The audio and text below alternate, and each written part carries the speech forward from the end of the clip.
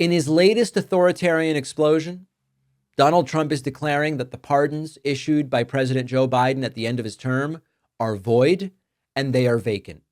What a nightmare. Is there any legal basis for this? Well, I'll tell you in a moment. Here is Donald Trump on Air Force One saying those pardons are not valid. Are those executive orders, those pardons from the former president now null and void? Well, I think so. It's not my decision. That'll be up to a court. But I would say that they're null and void because I'm sure Biden didn't have any idea that it was taking place. And somebody was using an auto pen to sign off and to give pardons to, as an example, just one example, but the J6 Unselect Committee. They gave, think of it, they gave pardons with an auto pen. I don't think Biden knew anything about it. And what they did is they deleted and destroyed all of the information that took them over a year to get. Trump saying the pardons from Biden are void. He also put out a post on Truth Social, where he said, quote, "The pardons that Sleepy Joe Biden gave to the Unselect Committee of political thugs," by the way, this came out in the middle of the night, "and many others, are hereby declared void, vacant, and of no further force or effect because of the fact that they were done by auto pen." In other words, Joe Biden did not sign them, but more importantly, he did not know anything about them. The necessary pardoning documents were not explained to or approved by Biden. He knew nothing about them, and the people that did may have committed a crime. Therefore, those on the Unselect Committee, who destroyed and deleted all evidence obtained during their 2-year witch hunt of me and many other innocent people, should fully understand that they are subject to investigation at the highest level. The fact is, they were probably responsible for the documents that were signed on their behalf without the knowledge or consent of the worst president in the history of our country, crooked Joe Biden. So before we get into the real analysis, just to see if this applies to everybody, do you think Trump hand-signed 1,500 pardons for every January 6th rioter? Do you believe that that's what he did? Of course not.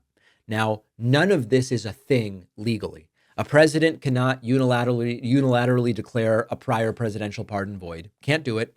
A validly issued pardon is final for better or worse. You don't have to like the pardon process to just say that these are final. Second, Trump is fixated on the auto pen. The auto pen is a device that's used to sign routine documents on behalf of presidents all the time. It's not new. Auto pens are used to sign every sort of document that you can imagine. Presidents, including Trump, have used auto pen signatures for military commissions, for bills that became law, for official documents of all kinds. Are all of those void? Of course not. Only these. And even Supreme Court justices have acknowledged that auto pen signed pardons are legally valid. It's a completely manufactured excuse. And what Trump wants here is Trump wants to go after the people that Joe Biden preemptively pardoned. If anything, this is confirmation that whatever your belief about presidential pardon power, Biden's use of a preemptive pardon was spot on, because Trump is confirming, I want to go after those people, so we've got to get those pardons vacated. Now, thirdly, the underlying premise here is Biden didn't know anything about the pardons. We, of course, have no evidence of that whatsoever. And by the way, pardons are a process. Pardons aren't just you stick a piece of paper in front of the president. The idea that Biden's own Justice Department was granting clemency or pardons without knowledge of the president is a conspiracy theory for which they've presented no evidence. The important part of this is not, the auto pen. The important part is to understand what Trump is looking to do here. This is about retribution and revenge. This is not a debate about executive authority. This is real-time authoritarianism. We are seeing it. It's happening. And Trump is now openly wielding presidential power to try to erase legal acts of the former president and of a previous administration to punish his enemies. This is what happens in regimes that don't have functioning checks and balances. Earlier, Trump saying media outlets that do critical reporting on me are illegal. Mark Elias is a criminal for what he's done. And now Trump is saying we are going to find a way to undo what prior presidents have done so we can have open prosecutorial season on my political enemies. The critical detail here is that we don't know what legal avenue Trump intends to pursue to undo Biden's pardons. What I mean by that is, at least for now, Truth posts are not legally binding. Trump posting something to Truth Social doesn't make it legally so. So is this one of those things where Trump posts something and forgets about it and no actual action is taken? Or is there some imminent action, an investigation, some kind of legal decree process, or trying to get a court to sign off on reversing pardons? We know of no legal process that would achieve that. But the question we are left with is, okay, he talked about it on the plane. He put out a troth at close to 1 a.m. this morning about it. Is the administration going to actually pursue some way of saying, we don't believe the pardons for some of these people are valid, we are now going after them? We don't have the answer. We will follow it. It's terrifying, but we don't currently have the answer. What do you think he will do?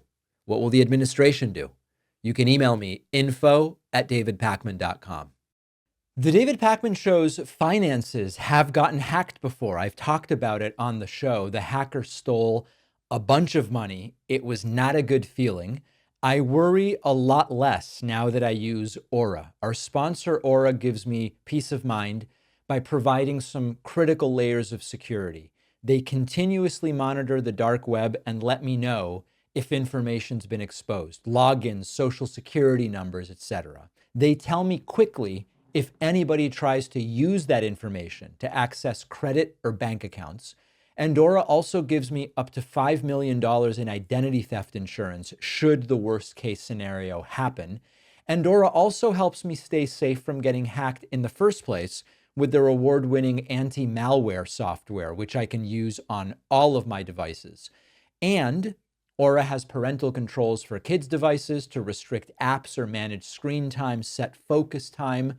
A lot of these things all packaged together in a super easy to use format. Try Aura free for 2 weeks at aura.com/Pakman. It only takes a few seconds using the free trial to see if your usernames and passwords are already on the dark web. The link is in the description.